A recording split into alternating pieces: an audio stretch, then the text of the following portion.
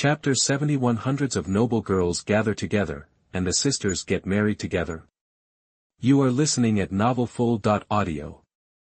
3 days later, the counts and marquises rolled up to Habs Manor with their eligible daughters in tow, 28 families in all. Some brought a whole gaggle, 5 or 6 girls, while others only had a couple to offer, the grand total 103 young ladies. It was quite a sight to see so many beautiful women, each with her own unique style, all in one place. You could almost smell the perfume in the air. Rennes was definitely enjoying the view. Still, he wasn't exactly struck by Cupid's arrow or feeling any fireworks, so Rennes decided to stay out of it. He left the decision-making entirely to his wife, Janice. After all, this whole marriage alliance thing was Janice's brainchild. Janice, sensing her husband's intentions, scanned the line of hopefuls. You can go. While all the girls were attractive, some were just more attractive than others. Janice immediately weeded out the ones who didn't quite measure up after the first cut. Only about 20-something girls remained, but the quality had definitely improved. Their figures, faces, and overall presence were top-notch, absolutely outstanding. Rennes, observing from the sidelines, had to give it to his wife. She had great taste.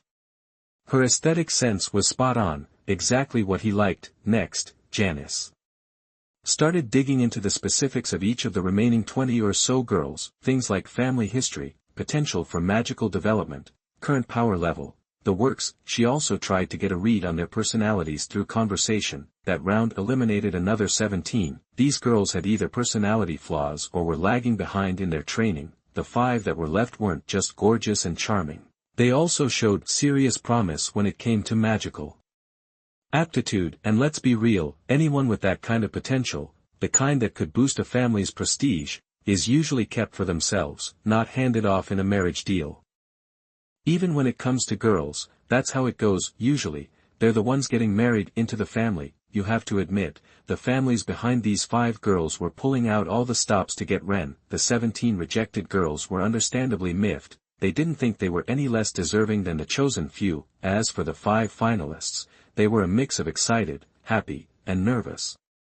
Once the candidates were finalized, Janice got down to brass tacks and discussed the wedding arrangements with their families. After hammering out all the details, they agreed to set the wedding date for 15 days out. Of course, these girls were all daughters of counts and dukes. You couldn't just rush the weddings or have them all at once, so the celebrations would stretch over 5 days, with a different bride each day. After seeing off the counts and dukes, they thought the whole ordeal was finally over. But then, just half an hour later, another noble family showed up with their daughter. It was the Earl Neal family, and it was Hugh Neal himself, the Earl, leading the charge. Rennes and Janice, having already made their selections, couldn't exactly turn them away. Given the Earl's eagerness, they had the butler usher them in.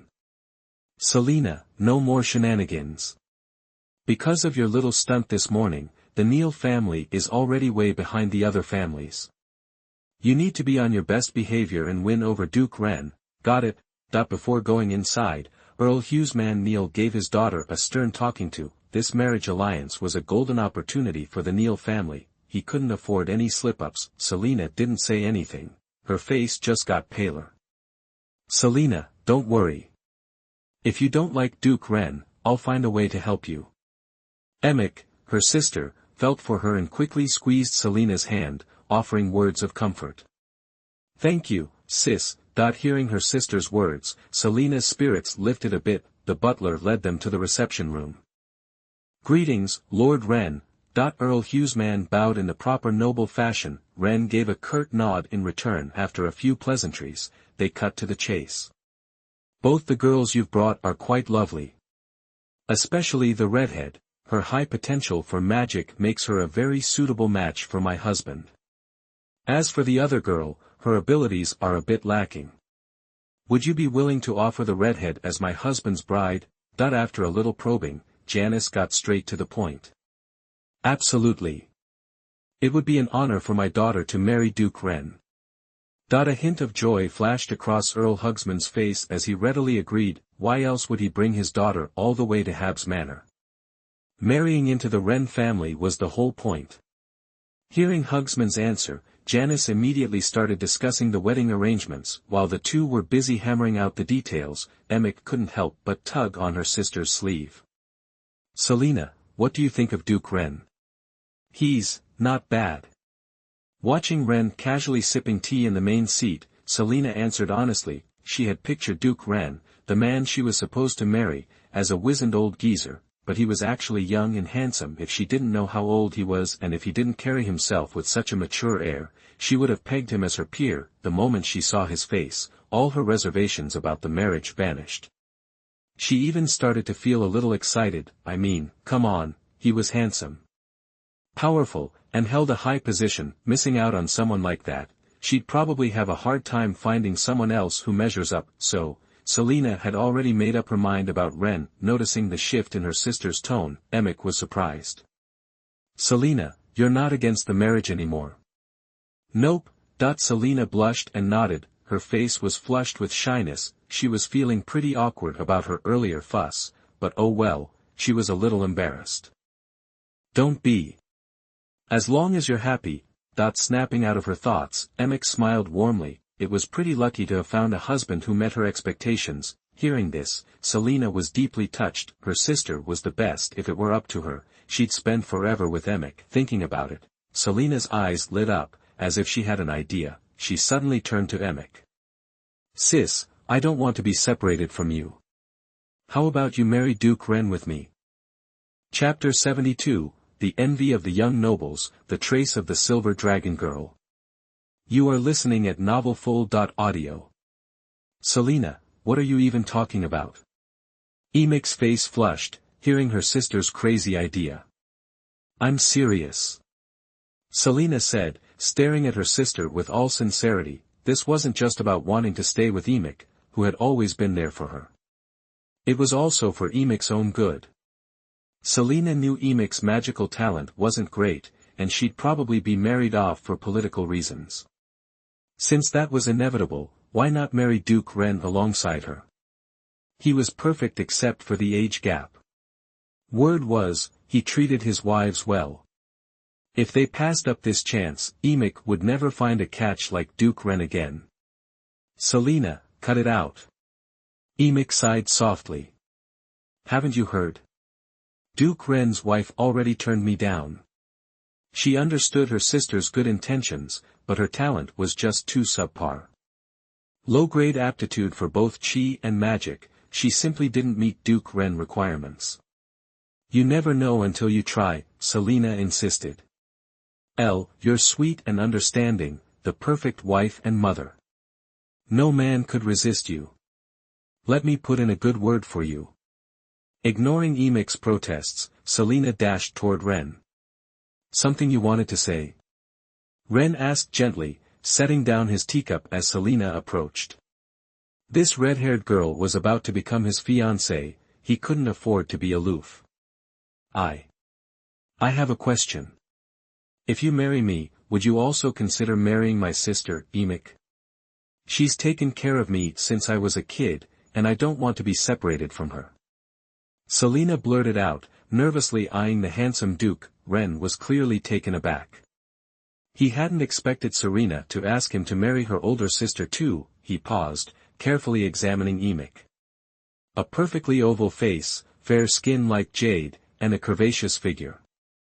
Her wide eyes were exceptionally expressive, and her soft, shiny blue hair completed the picture. She radiated gentle, water-like grace. A stunning beauty, no doubt. Her only drawback was her lack of magical talent. "Okay," Rennes finally said. It was a win-win situation. Two top-tier beauties, each with her unique charm. Worth bending the rules. "That's fantastic." Serena beamed, hurrying back to share the good news with Emick. Rennes then briefly mentioned his decision to Janice, who was discussing the marriage arrangement with Count Hughesman. Janice frowned slightly but didn't object. 6 wives or 7, what difference did it make? As long as her husband was happy. "Count Hughesman," Janice said, pointing to Emick. "My husband seems quite taken with your other daughter as well. Would you consider allowing her to marry us too?" Count Hughesman was stunned. Hadn't they just said she wasn't suitable? Why the change of heart? Still, this was good news. Both daughters marrying Rennes would only strengthen the alliance. Absolutely. He agreed readily, adding one more bride to the existing arrangements was a minor detail. With the wedding date finalized, Count Hughesman happily departed with his 2 daughters. After seeing them off, Janice immediately started preparing for the wedding, sending out invitations to other nobles, inviting them to witness the ceremony. In 2 weeks the news spread like wildfire. The entire Rhine noble circle learned that Duke Rennes would be marrying 7 noble daughters, counts and dukes among them, in just 2 weeks. Isn't Duke Rennes a bit of a player? Marrying so many noble daughters at once, can he even handle it?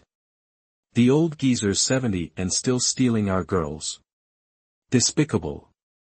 I heard there were over 100 unmarried noblewomen lining up to marry Duke Rennes. These 7 must be the pick of the litter. So, the cream of the crop of Rhine's noble girls are all being scooped up by Duke Rennes. Talk about envy. That the news ignited jealousy among unmarried noble youths, especially those who had admired the 7 brides from afar. Their hearts were broken. Their goddesses, forever out of reach, were marrying an old man along with so many other desirable women. Some, driven by despair, even considered disrupting the wedding, but their fathers quickly put those ideas to rest, delivering a beating and a stern warning. Causing trouble at the wedding would be a death wish, inviting the wrath of powerful families. These heads of household understood the gravity of the situation. They locked up their impetuous sons in the dungeon to prevent any reckless behavior before the wedding concluded, and so, the 580th potential threat to the Rennes wedding was extinguished before it could even sprout. Feihua City. Brooke Family Manor. A silver-haired girl and a blonde were enjoying afternoon tea in the garden. If Rennes were present, he would recognize the silver-haired girl as the silver dragon who had crashed his son's wedding banquet. After her meal, she hadn't fled back to her dragon's lair. Instead, she had subtly used mind magic to create a false memory, convincing the head of the Brooke family that she was his illegitimate daughter. She had then infiltrated the Brooke family and embraced the life of a human noblewoman. Angelina, have you heard? Duke Rennes from our region is getting married again. 7 brides this time. The blonde girl said excitedly. Angelina, as a silver dragon, usually paid little attention to human gossip. But the name Rennes instantly caught her attention. He had left quite an impression. He was the first human to ever pat her head. Not even her own mother had done that. That despicable human is marrying 7 women. What a scoundrel, Angelina muttered inwardly, a strange feeling of resentment creeping in. Compelled by this emotion, she decided to attend the wedding and find a way to tease that despicable human, to avenge the humiliation she had suffered. Chapter 73 Raiding the Silver Dragon Girl, title of Merry Night. You are listening at novelfull.audio. Half a month later, the wedding was on. That morning, carriages packed with nobles streamed into the Habsburg Manor, transforming it into a buzzing hive of activity within hours. Guests in their finest attire milled about, as the groom, Rennes was, of course, front and center.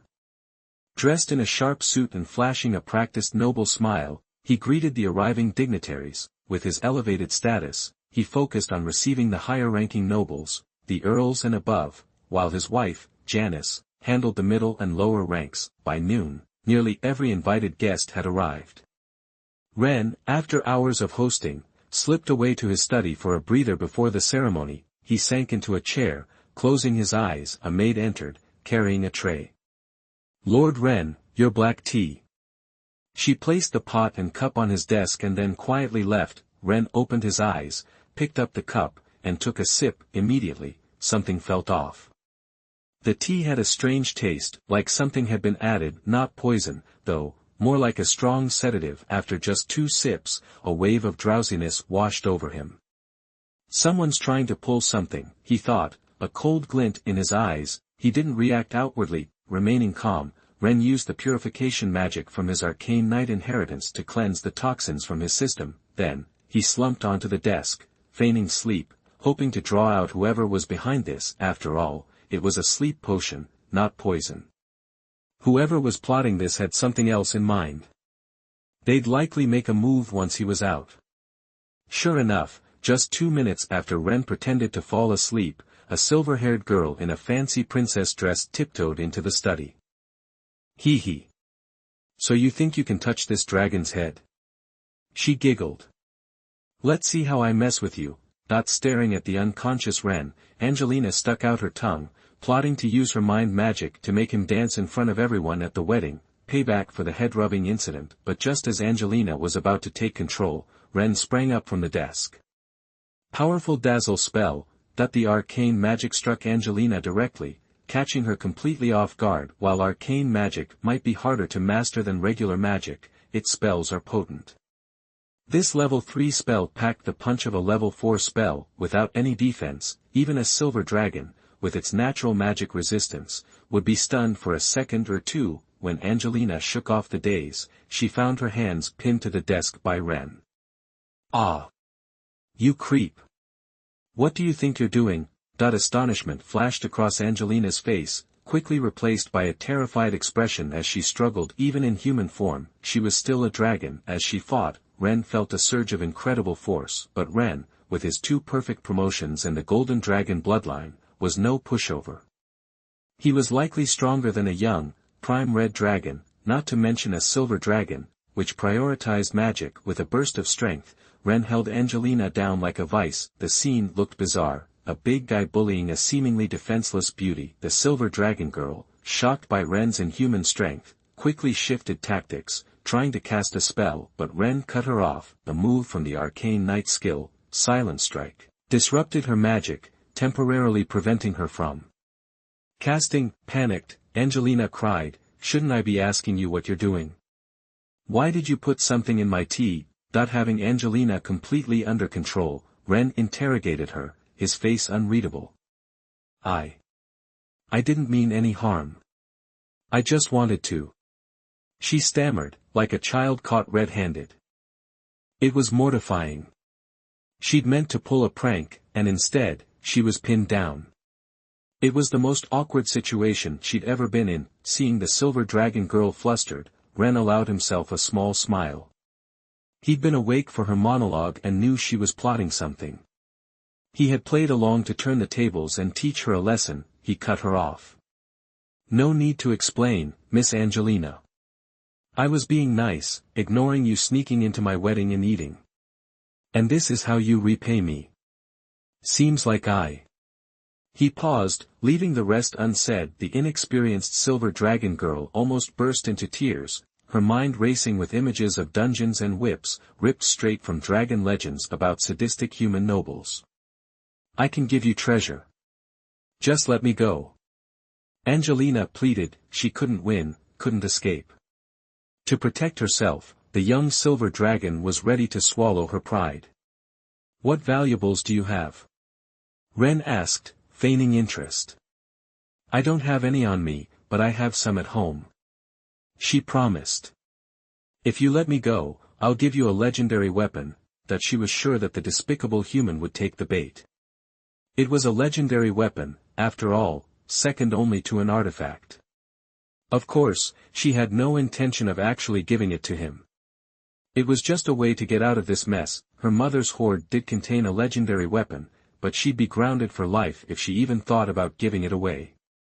"I don't believe you," Rennes said. "And I don't need your legendary weapon. How about you just compensate me with yourself?" He smirked. He meant it. In his opinion, the silver dragon maiden was far more valuable than any weapon. Marrying her would likely produce a platinum-level heir, setting his system rewards on fire. Angelina's heart leaped into her throat. Fear flooded her eyes. It was over. She was trapped. Just as Angelina braced herself for imprisonment and torture, Rennes suddenly released her. "Just kidding. Miss Angelina, please don't go slipping things into other people's tea." Suddenly free, Angelina's mind struggled to catch up. The change was too sudden. "Were you just trying to scare me?" she asked, finally understanding. "That's right." Rennes nodded, smiling. "You're evil. Despicable." Remembering her embarrassing dragon-like behavior, Angelina glared at Rennes, her face burning with rage and humiliation. She really thought she was going to die of fright. She imagined a lifetime trapped in some dungeon. If they hadn't struggled, she wouldn't have known she wasn't a match for this human. She wanted to bite him to death.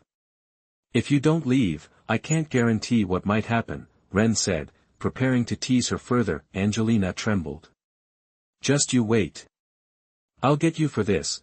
Now that the silence effect had worn off, she could cast spells again. The silver dragon girl spat out those harsh words and teleported away in a panic. "Adorable," Rennes murmured, settling back in his chair with a faint smile. Mission accomplished. After that little scene, he was sure she would remember him. She would definitely seek revenge. As long as they kept interacting, he was confident he could win over this silver dragon, become a true dragon knight, and have kids with her. As for why he couldn't just take her by force, well, the money. And he didn't want to mess with the Silver Dragon clan, being nobles of the good alignment. The Silver Dragons stuck together. If he forced their girl to have children, they'd send a dozen legendary Silver Dragons to wipe him out. So, gentle persuasion was the way to go, but he knew not to rush things. He wasn't going to get results quickly. Instead, he needed to turn his attention to the wedding. That afternoon, the wedding began. Rennes took his bride's hand and walked up to the platform. They completed the ceremony. They were officially husband and wife the next day, the third day. The wedding lasted for a week. Rennes played the role of groom, day in and day out. He was living the life. After the wedding ended, Rennes' reputation soared, not just in the Rhine region, but elsewhere too. He earned the nickname Playboy Knight. Bards wrote racy stories about him. These stories were very popular. Rennes ignored it. Unless they were overly insulting to him, he couldn't silence everyone, right? Chapter 74. The third gold-ranked heir, 7-star Kung Fu Sacred Dragon Fighting Chi. You are listening at novelfull.audio. A month later, the Habsburg family had more good news. Yakri Habsburg, Rennes' silver-level offspring, and his wife Kaimlin were expecting their first child. Rennes' seventh grandchild, Yakri, focused on reaching the advanced knight rank, hadn't considered having children earlier in their marriage. Kaimlin understood and supported his goals. But at the beginning of the year, Yakri finally broke through to the 7th rank, and soon after, they conceived. After 10 months, Kaimlin went into labor and gave birth to twins, a grandson and a granddaughter. For Rennes, detected the birth of the host's 40th grandchild. Low magic aptitude, high fighting spirit aptitude, silver level evaluation. Reward, 15 years of fighting spirit cultivation. Detected the birth of the host's 41st grandchild. Low magic aptitude, medium fighting spirit aptitude, bronze level evaluation. Reward, 5 years of fighting spirit cultivation. Yakri really delivered, producing both a bronze and a silver level offspring, earning Rennes 20 years of fighting spirit cultivation. Considering Rennes has 537 married descendants, this was top tier. Most of Rennes' grandchildren were initially black iron or bronze level, rarely capable of producing offspring with higher aptitudes unless they got incredibly lucky. The Habsburg family's third generation now numbered 41. Although most had average aptitude, the sheer quantity added up. The system had already rewarded him with 263 years of chi cultivation. Since they were third-generation descendants, and not direct children, the rewards were limited to cultivation, with no additional items. Rennes wasn't complaining, it was all free. Extra cultivation time was reward enough. As his number of descendants grew, the cultivation rewards would snowball, which he understood very well. Rennes had been encouraging his married descendants to have children for years, even setting up rewards. And it was clearly working, as evidenced by the growing number of third-generation Habsburgs. In the delivery room, Alec, holding his newborn twins, anxiously asked, "Father, what are their aptitudes?" Like any parent, he hoped his children would inherit, or even surpass, his talents. "Not bad," Rennes said, smiling. "Your son has your same high-level chi aptitude, but your daughter's is a little lower, just medium level." He handed the children back to his son. "That's okay. Sixth sister also has a medium-level chi aptitude, and she's already at the 9th stage. She might even break through to the 10th stage and become an Earth Knight," Alex said, clearly pleased. He knew a strong father didn't guarantee strong offspring. Tiger parents don't always mean tiger cubs. Your sixth sister's success isn't because of average martial spirit, Rennes countered, shaking his head. He kept in close contact with Hilda, his daughter serving in the Lionheart Legion, and knew her story. It was her hard work, dedication, and a few close calls against the Hylac Principality and undead mages that got her to the 9th rank. Because of her achievements and strength, Hilda was now a commander in the Lionheart Legion, a generalship within reach. His daughter was truly exceptional, the most hardworking and dedicated of all his offspring.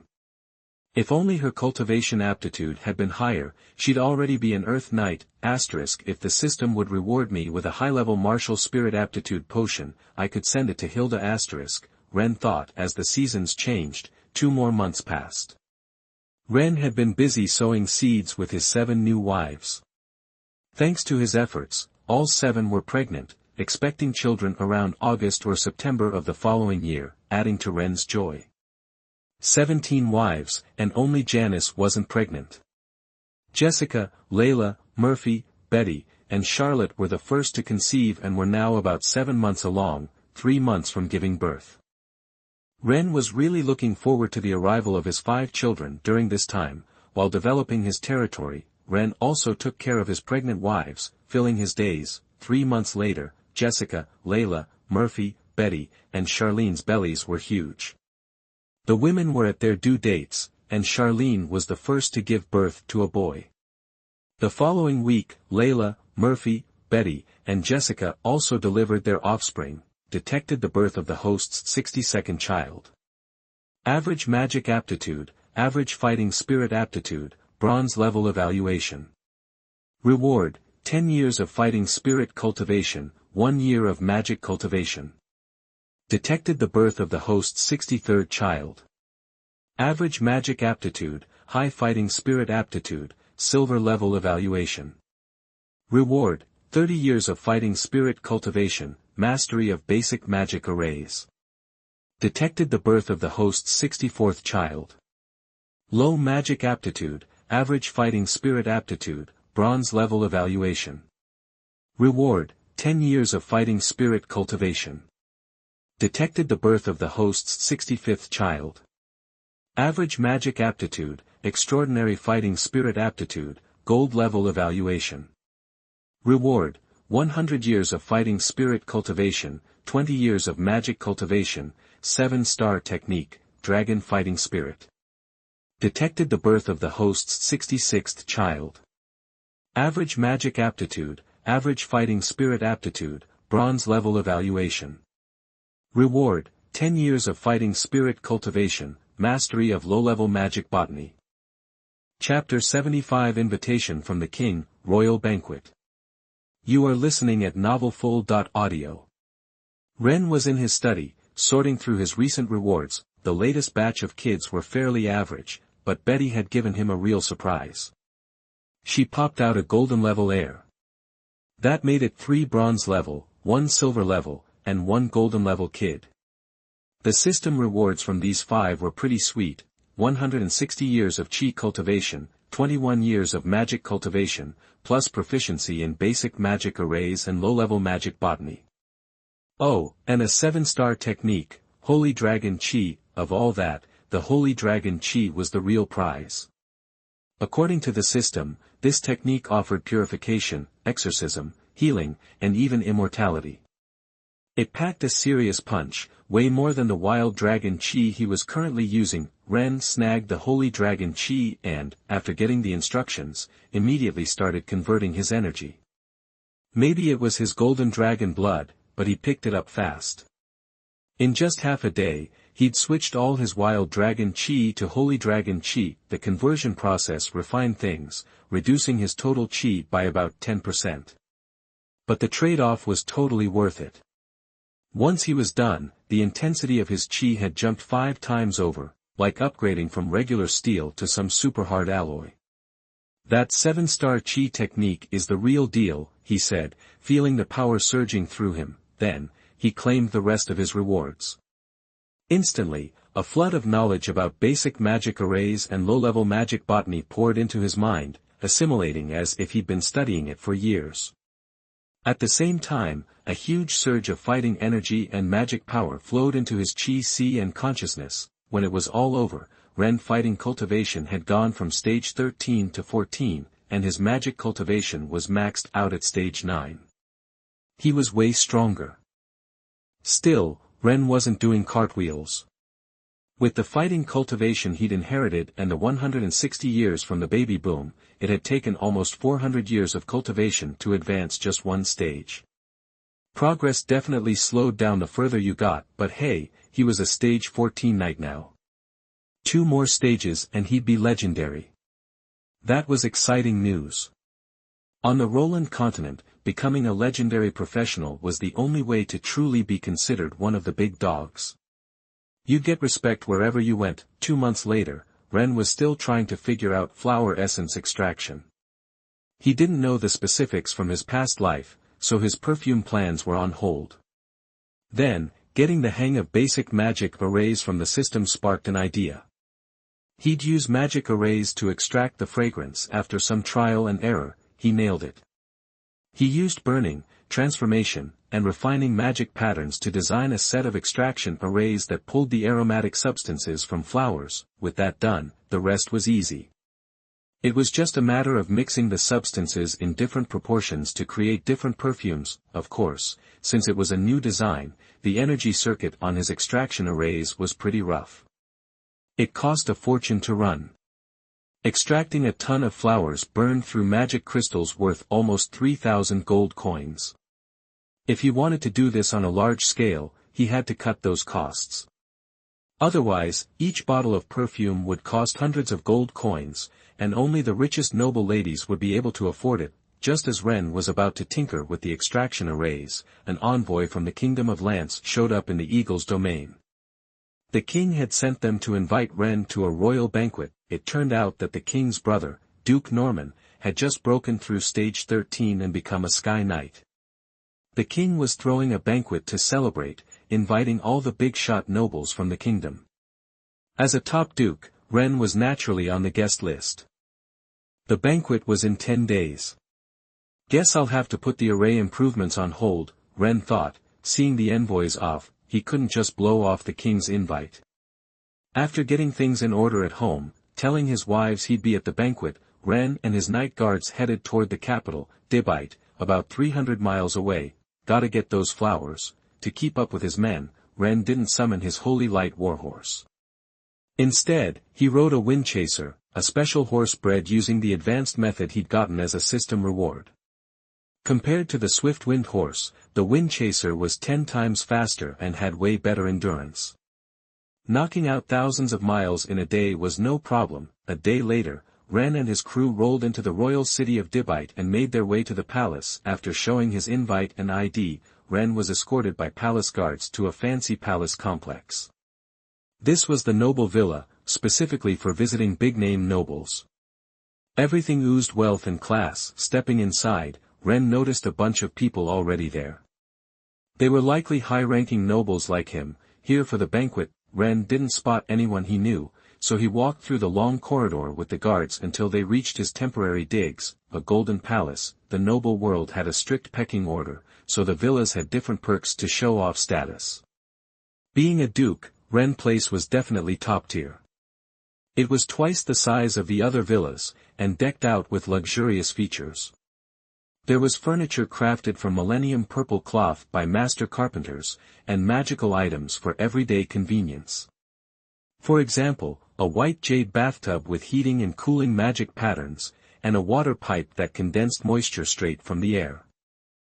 Rennes was impressed. The way magic was used in daily life was as convenient as modern technology, maybe even more so, but it came at a price. Since advanced magicians skilled in magic arrays were rare, a complete set of high-end magical items for a luxurious life could easily run hundreds of thousands of gold coins. Commoners couldn't even dream of it, and most regular nobles couldn't afford it either. Chapter 76 The Battle Between the Two Princes, the King #039's Banquet begins. You are listening at novelfull.audio. Night, inside the palace gardens, lights blaze. The royal banquet is still 9 days off, but with this many nobles gathered, nobody wants to just sit around, so, a few dukes kick things off with some mingling. In the central palace of the noble gardens, over 100 high-ranking nobles, counts and above, are clustered in groups, chatting. They're all working the room, trying to expand their networks. Rennes, though, isn't interested in small talk with phonies. He's holed up in a corner, sipping wine and enjoying the peace. But it doesn't last. A few minutes later, Crown Prince Caragor pops in. The other nobles perk up, recognizing him instantly. They swarm him, hoping to make a connection. It's obvious the Crown Prince is here to shore up support among the upper crust, solidifying his claim to the throne. He plays the game, chatting with everyone who comes his way. Then he spots Rennes, nursing his drink in the corner. Duke Rennes, it's been a while. To the astonishment of everyone else, Caragor heads straight for Rennes, greeting him warmly. Your Highness, Prince Caragor. Rennes sets down his glass, returning the greeting. After the pleasantries, Caragor sticks around, making conversation. His previous failure hasn't dampened his resolve to win Rennes over. Rennes understands the prince's angle, but since the guy is so eager, he can't exactly blow him off, so he just chats. Meanwhile, the other nobles are buzzing. Who is this guy? Why is the Crown Prince so buddy-buddy with him? No clue. Never seen him at a high roller party before. They're all speculating about Rennes. What makes him so important to the future king? A few of the sharper ones are starting to piece it together. It's not hard to figure out. Someone the Crown Prince is courting, a newcomer, that fits the profile of the newly appointed Duke Rennes. Suddenly, they see the light. They decide they need to get to know him better later. After all, he's a powerful Sky Knight, one of the best in the kingdom. Having him in their corner would be a huge advantage. But before they can make a move, a blond young man barges in, decked out in finery and radiating arrogance. He seems to be looking for someone. He scans the room, spotting Caragor. He strides over. Brother. Didn't expect to see you here. Who's this? Introduce me. With a phony smile, he cuts right into Caragor and Rennes' conversation. Alexis, are you trying to get under my skin? Caragor's easy smile vanishes, his expression darkens. Provoke you? Of course not. Just wanted to check on you. Especially since your biggest backer, General Landon, just switched sides. Bro, if you can't even hold on to your key supporters, that's just sad, isn't it? Alexis laughs, ignoring Caragor's darkening face. Caragor clenches his fists, his face turning thunderous. Rennes realizes who this guy is. Alexis, the Crown Prince's main rival, the third prince, who also wants the throne, and judging by their exchange, he's already snagged Caragor's top supporter. He's making headway. Ha! Alexis, don't forget. The woman you've always wanted, Heir, is now my wife. You couldn't even land the girl of your dreams.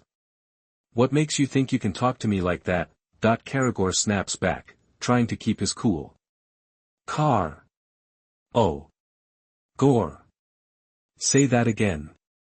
Alexis, who was so smug just a moment ago, now looks like he's been punched in the gut, his face drained of color, his voice is tight with rage. He looks like he wants to rip Caragor limb from limb.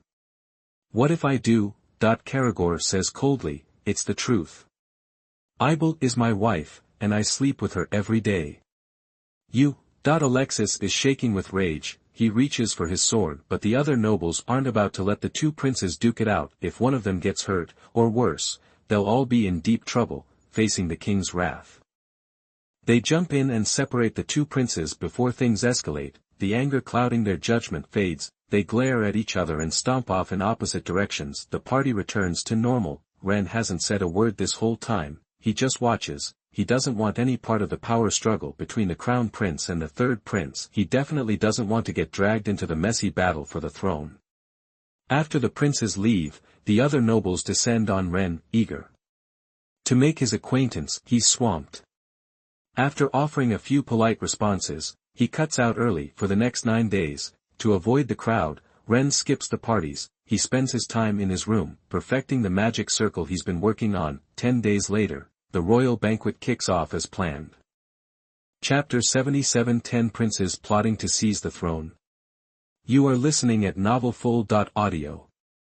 Lance Palace, Banquet Hall, palace staff are putting the finishing touches on the elaborate food and top-shelf drinks for the banquet. Soon, nobles who received royal invitations began arriving, the hall buzzed with conversation. Hundreds of nobles, grouped by rank and connection, chatted and waited for the banquet to begin. Even Rennes found himself in a receiving line, seated at the front. He was surrounded by 7 or 8 counts and dukes, his fathers-in-law. Just days ago, he'd married 7 noble women from these families. He could easily ignore other high-ranking nobles trying to network, but he owed his in-laws the courtesy of his attention. An hour later, all the guests had arrived. An old man wearing a crown and holding a scepter entered with an entourage, including the crown prince and the third prince. This was King Lance himself, having risen to prominence so quickly. This was Rennes' first time seeing the king. He took a curious look. The king's appearance was unremarkable, just a gray-haired old man, but his presence was undeniable. Years of ruling had imbued him with an aura of authority. Combined with the crown and scepter, symbols of royal power, he looked every bit the majestic ruler. While Rennes was discreetly observing, the king, along with his princes and Duke Norman, the guest of honor, took their places at the head table. "Greetings, your majesty," everyone said, bowing to the king. King Lance began with a smile. "Welcome, everyone, to this royal celebration. Duke Norman's ascension to Sky Knight has bolstered the strength of our kingdom." After speaking for about 10 minutes, the old king wrapped up his speech, officially starting the banquet. The royal orchestra, tucked away in a corner, began playing pleasant music. Elegant women made their appearances, adding to the vibrant atmosphere. The nobles enjoyed the fine wine and delicacies, raising their glasses to toast the king and Duke Norman. As the evening wore on, the banquet reached its peak. While the king mingled with the elite in the hall, elsewhere in the palace, dozens of figures cloaked in black gathered, plotting something big. Leading them was Prince Ruggus, the 10th prince. "Is everything in place?" Ruggus asked the black-robed figures. "Everything is ready," the figure at the front replied. Underneath the black robe, a face resembling a demon could vaguely be seen. It was covered in red scars, as if it had been burned by intense fire. "Good. Execute the plan as discussed. Make sure no one leaves the banquet hall alive." Ruggus took a deep breath and issued the order. "Yes." The black-robed figures vanished in a flash. "Father, don't blame me. I don't want to do this." Watching his subordinates leave, Ruggus looked towards the banquet hall, his eyes filled with conflict. He was out of options. Everyone saw him as the king's favored 10th son, a contender for the throne, but he knew the truth. He was late to the game. Most of the nobles were already loyal to the crown prince and the third prince. His room to maneuver was limited. Despite years of hard work, his power and influence paled in comparison to his older brothers. His chances of winning the throne through legitimate means were slim, and if either of those brothers took the throne, he'd be finished. Neither would allow a potential threat like him to remain. At best, he'd be stripped of his power. A figurehead duke kept around by the royal family, that was unacceptable. He had to take a risk, using unconventional methods to seize what he wanted. After a moment of contemplation, the conflict in Ruggus's eyes hardened into determination. He headed towards the banquet hall. Back in the banquet hall, the atmosphere was festive, dancing, drinking, a scene of celebration. After a dance with a beautiful socialite, Rennes grabbed a drink from a passing maid. "This is off." After taking a sip, Rennes knew something was wrong. The taste seemed normal, but the holy dragon chi in his body activated, purifying the drink. Clearly, it contained something harmful. Sensing danger, Rennes sampled other drinks. He found that all the drinks served by the staff, except for those set out at the beginning, had been tampered with. Someone was behind this. The only ones who could pull this off. Besides King Lance, I'm afraid only those princes. Rennes' eyes narrowed as he sensed the coming storm. Whoever it was, getting that many tainted drinks into the banquet hall meant this was a major operation. Something big was about to go down. Rennes considered leaving. He was confident in his abilities, but it was best to avoid unnecessary trouble. No reward, just risk. But before he could leave, dozens of black-robed figures burst into the hall, swords drawn. The partying nobles froze. "Who are you? Who authorized this?"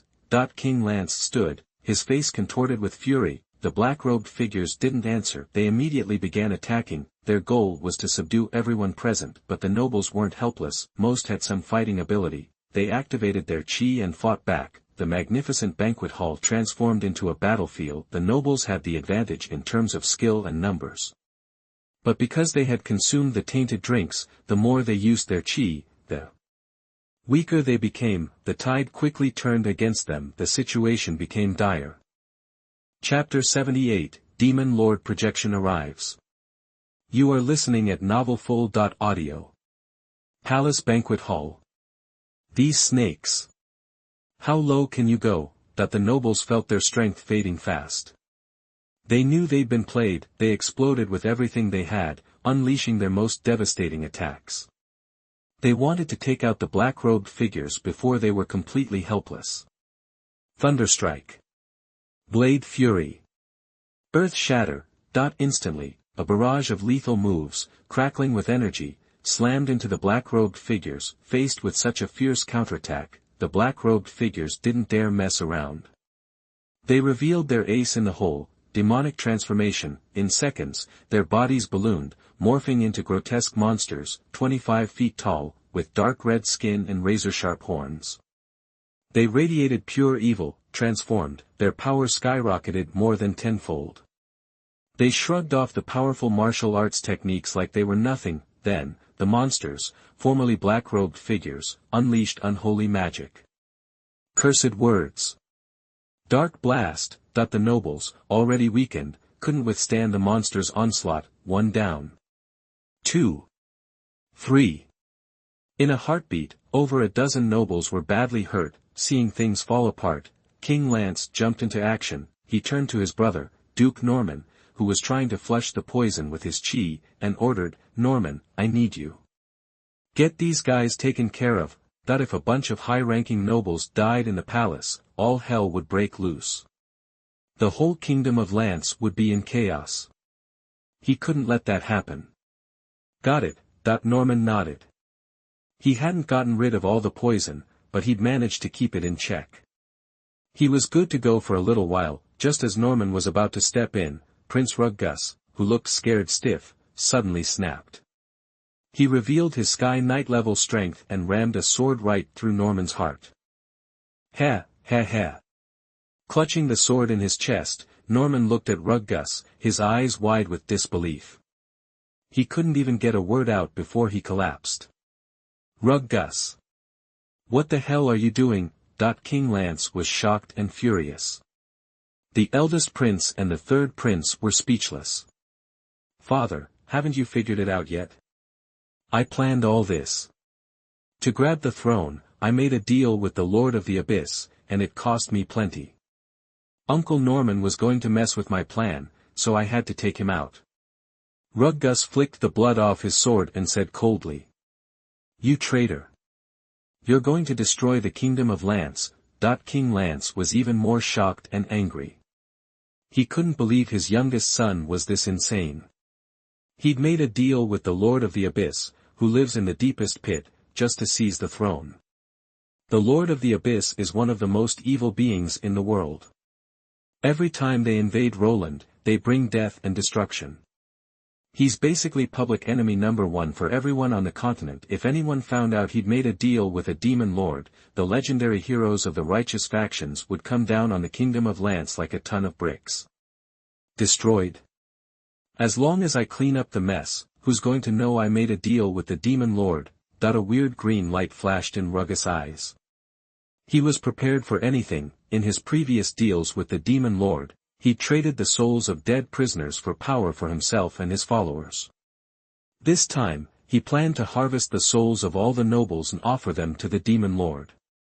That would eliminate the risk of anyone finding out his secret, and he'd be able to trade those high-quality noble souls for the demon lord's blessing. He'd seize the chance to become a legend. At the same time, the deaths of all the senior nobles would give him a chance to consolidate his power after he took the throne. Talk about hitting the jackpot. You. King Lance trembled with rage but couldn't do anything. His brother, Duke Norman, was dead. The other nobles were being attacked by demon monsters. He'd completely lost control to his son. Sure enough, a few minutes later, the banquet hall was quiet. All the nobles were too weak to fight and were under the control of the demon monsters. "It's over, father. Just relax. Your souls are going to help me become a legend.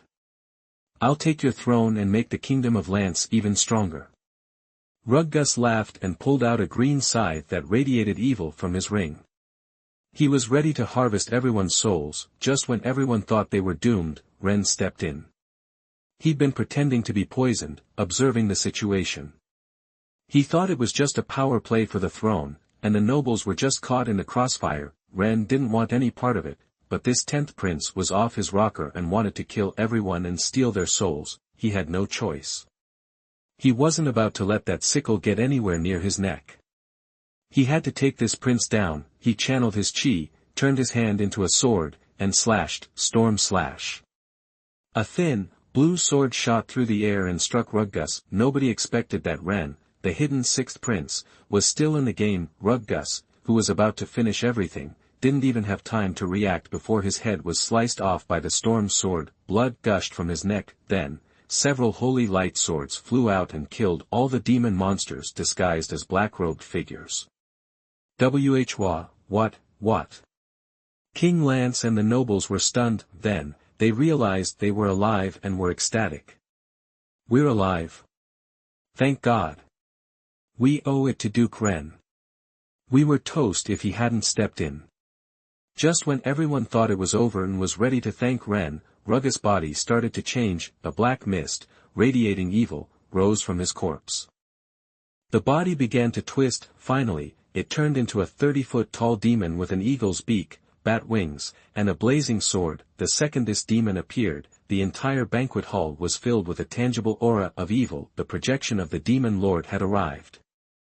Chapter 79 Resurrecting from the Dead, Beheading, the projection of the Balrog Lord. You are listening at novelfull.audio. It's pretty obvious, when Logus, the 10th prince, was making that deal with the demon lord sneakily transformed him into something like a projection. That's right, the demon lord can only send his will into this world through Logus's body. It's freakin' Baloyan demon. We're in deep trouble now. Rennes took a deep breath, his face serious as he looked at the huge demon surrounded by hellfire. See, a Baloyan demon is a seriously powerful upper-level demon. Not only are they powerful spellcasters, but they're also brutal. In a brawl almost every one of them is legendary level strong and the real standouts. They can become demon lords and get their own virtual divinity. Down in the abyss, they have godlike power, and the one standing in front of Rennes is definitely one of the Baloyan demon race's all-stars. Just a projection, but it's got legendary level strength. Facing something this terrifying, even with all the tricks Rennes has up his sleeve, he's still not sure he can pull this off. Before Rennes could decide whether to bail, the demon lord's projection locked onto him with its huge, red, glowing eyes. "You pathetic ant. You dared destroy my projection. May your soul burn in hellfire for 10,000 years, by the power of great Ragnaros." As soon as he finished, Ragnaros launched an attack. Law, intimidation. Along with the demon's creepy chant. A massive wave of mental energy slammed into Rennes' mind. Hit by that mental blast. Rennes' mind went into shock and his body froze solid. Then, the Lord of Flame, Balor, used advanced teleportation to appear right in front of Rennes. Die, 137. You worthless mortal. Seeing Rennes frozen, Ragnaros' eyes, as big as dinner plates, gleamed with pure evil. The next second he was about to rip Rennes' soul right out of his body. Good thing for Rennes he had the innate ability of mental magic resistance, which boosted his mental toughness. Just in the nick of time, Rennes managed to shake off law, intimidation, that mind-bending magic. Crap. Seeing the demon lord's projection right in his face, Rennes, who had just come to his senses, was totally freaked out. Instinctively, he activated his internal energy, his chi. He raised his hand and unleashed a holy light slash powered up by the sacred holy dragon chi. What was normally just a 4-star combat technique, the holy light slash, now had almost 6-star combat technique level power. A split second later, that blinding, scorching holy light sword chi slammed into the demon lord's projection. Roar. He didn't expect that this mortal, Rennes, who hadn't even hit the legendary level, could break free from his spell so fast, and he definitely didn't expect Rennes to have mastered holy attribute chi techniques and combat skills. Caught completely off guard, Ragnaros took a serious hit, clutching the spot where the holy light sword chi had struck. He let out a deafening roar. No way. As a naturally negative energy creature, the purifying power of holy light, which cleanses everything, is a demon's worst nightmare. Maybe his real demon body, which is practically god level, could shrug off this kind of holy light attack, but the body he was controlling was just a weak projection. For the projection, the power of holy light was like true damage that ignored all defenses. However, even though Rennes' attack did some serious damage, it clearly wasn't enough to outright kill this legendary level demon lord projection. Die, you insignificant mortal, using chaotic magic to burn away that damned holy light energy. Ragnaros' eyes blazed with anger as he lifted his flaming greatsword and swung it down at Rennes' head. The giant sword the giant demon was using, well, you can imagine how big it was. It looked like a palace gate, and with the Balor flame demon's immense strength behind it, it could split a mountain in half. Since weapons weren't allowed at the royal banquet, Rennes' trusty storm greatsword was still back at his temporary digs. Without a weapon, Rennes wasn't about to stand there and take that kind of hit. He instantly used the Void Rush skill to become momentarily invulnerable. A split second later, the flame giant sword sliced right through Rennes' ghostly form and slammed into the ground. Boom! A deafening roar filled the air as a huge, bottomless crack opened in the ground. A bunch of unlucky nobles got caught in the blast. Screaming, they fell into the crack and were instantly turned into ground meat. Run! Seeing that, King Lance and the others bolted out of the banquet hall. They didn't want to end up like those unlucky bastards. Right now, the demon lord's projection was laser-focused on Rennes. He completely ignored the fleeing ants. He spun around and went after Rennes again. Meanwhile, Rennes was using hit-and-run tactics. He used Void Rush and Swift Steps, and other skills to dodge the demon lord's attacks and create some distance. At the same time, he tapped into the law of causality, the world's blessing ability that made sure his attacks always hit, to keep firing off holy light strikes from a distance, slowly chipping away at the demon. The demon's attacks kept missing, but that mortal's attacks always hit him. Somehow, this was the most frustrating fight Lagnos had ever been in. He was about to blow a gasket. You slippery bug, just die. Fueled by raging fire, the demon lord's projected attacks became even more brutal. Summon demons. Flame storm. Explosive spells. He tossed out one powerful 7th ring magic spell after another like they were freebies, and a lot of them were wide area of effect spells that covered a huge area. In this situation, even with all his fancy moves, Rennes couldn't dodge them all. If I can't dodge, I won't dodge. Sensing the nearness of death, Rennes went berserk and activated his invulnerability talent. The next second, he felt a surge of power coursing through him. All of his stats started to skyrocket, but it didn't stop there. Golden Dragon Scales, Anti-Magic Shield. Rennes stacked on every defensive talent and skill he had without holding back. In an instant, Rennes was covered in layers of glowing shields. With all those defenses in place, the damage from the demon lord's projected magic was reduced to almost nothing. He just ate 2 unavoidable area of effect spells like they were candy. Rennes casually wiped the blood from the corner of his mouth and decided to go on the offensive. He launched a counterattack. The berserk talent that doubled his stats only lasted 10 minutes. If he didn't end this before it was over, before the berserk effect ended, before he killed this demon lord projection, then winning would become that much harder. Silent Strike. Holy Light Cross Slash. Holy Light Storm Slash. Boosted by his berserk state, Rennes' attack power had increased several times over, and with the law of causality, the world's protection that made sure every attack hit. For a minute there, the demon lord projection was actually getting pushed back by Rennes' relentless assault. But as a demon lord who had been through countless bloody battles, Ragnaros wasn't someone to underestimate. He quickly adjusted to Rennes' attack rhythm. The two of them went at it, tooth and nail. Raging flames and unmatched sword aura kept colliding. Powerful shockwaves blasted out in all directions. During the fight, the Lance Palace, which was serving as the battlefield, was basically getting hit by missiles. Dozens of palaces made of solid stone were blasted into rubble. The duel lasted for 10 minutes. Rennes was covered in wounds, bleeding like crazy. If it weren't for his insane healing talent and the double buff from his golden dragon bloodline. Injuries like these might not kill him, but they would definitely take him out of the fight. Rennes was in rough shape, but Lagnos wasn't exactly having a picnic either. Thanks to Rennes' relentless attacks, his projection was covered in burns from the holy light and he had shrunk down by at least 3 sizes compared to before, to go up against a legendary demon lord who was a full realm higher than you, with only 14th stage power. And to actually make it this far, Rennes had every right to be proud of himself, but it clearly wasn't enough to actually defeat this demon lord projection. If they kept fighting like this, Rennes was going down, whether it was his constantly worsening physical state or the fact that his berserk state was about to end. It would be the straw that broke the camel's back. Looks like I have to trade my life for his.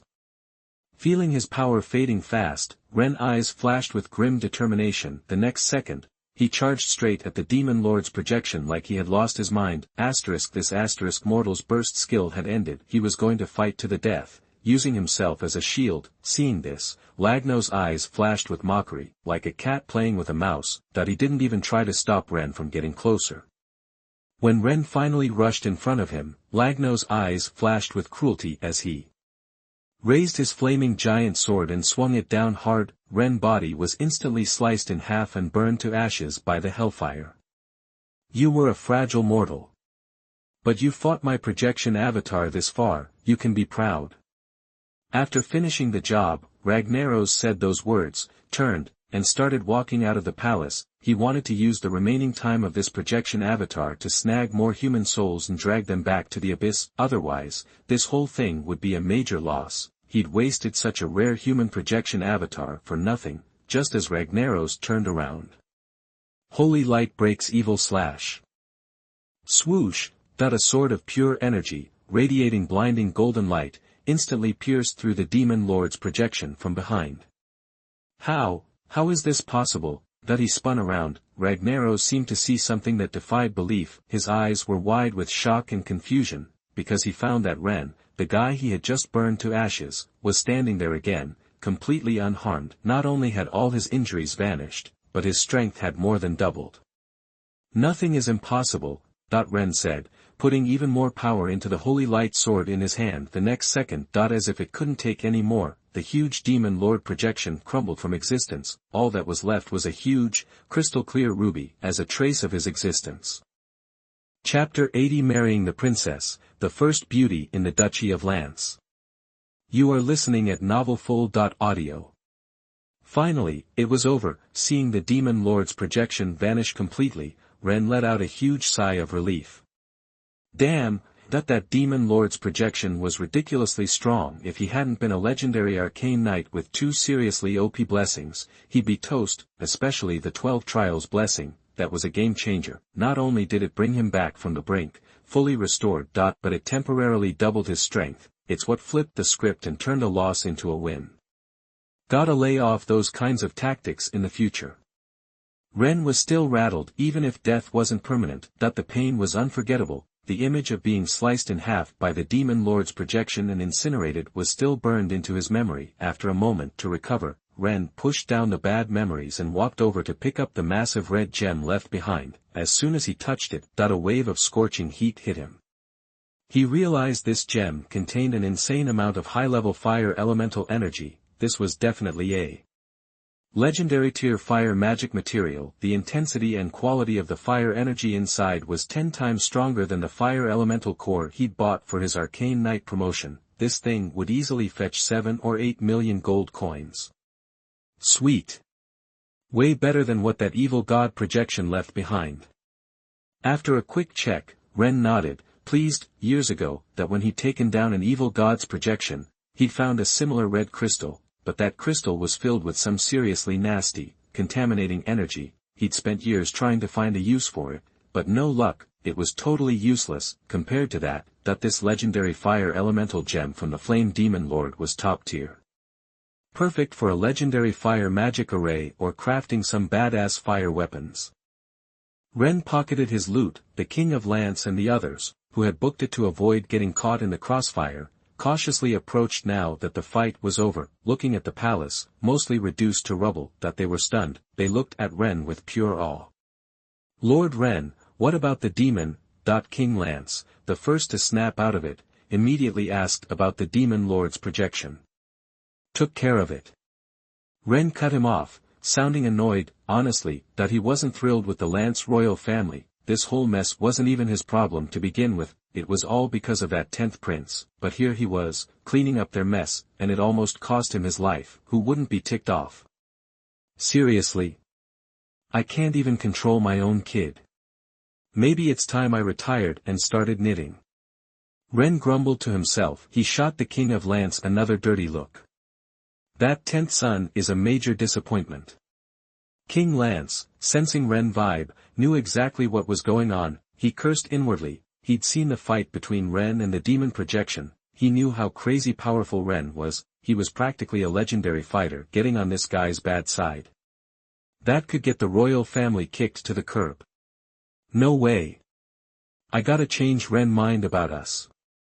After a moment, King Lance had an idea. As the Duke, Rennes was a high priority for the royal family. They had plenty of intel on him if the reports were right. Duke Rennes had a thing for beauty. He had a special hobby, marrying beautiful, talented women to give him kids. King Lance would use this to his advantage. He'd offer his most precious gem, Princess Elsa, known as the most beautiful woman in the kingdom, to Rennes.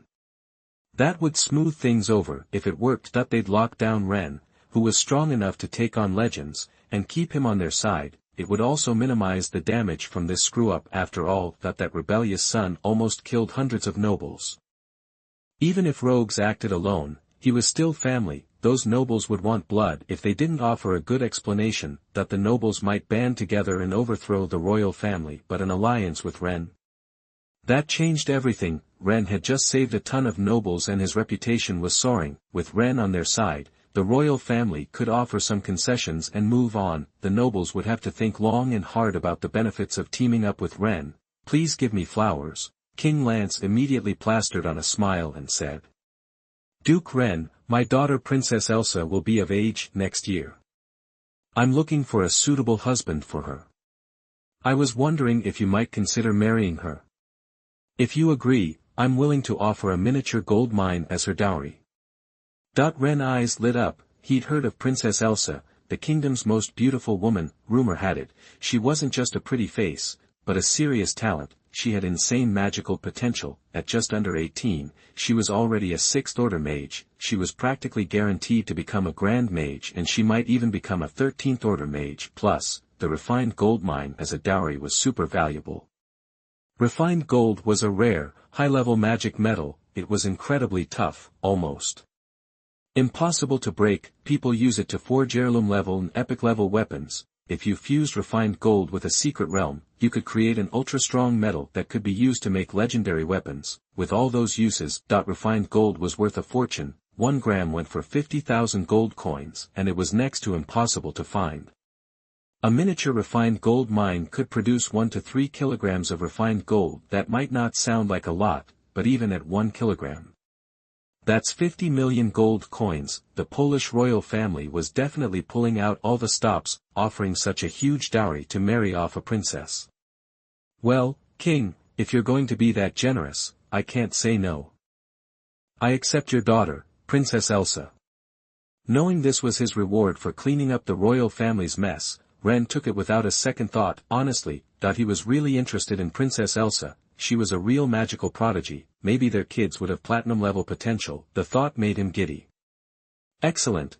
Hearing Rennes accept so quickly, King Lance breathed a sigh of relief and grinned, his wrinkled face splitting. With Rennes as his future son-in-law, the Lance royal family's crisis was practically over. Next, they started hammering out the details of their alliance. P.S. Lately, the growth rate of data has been a bit slow.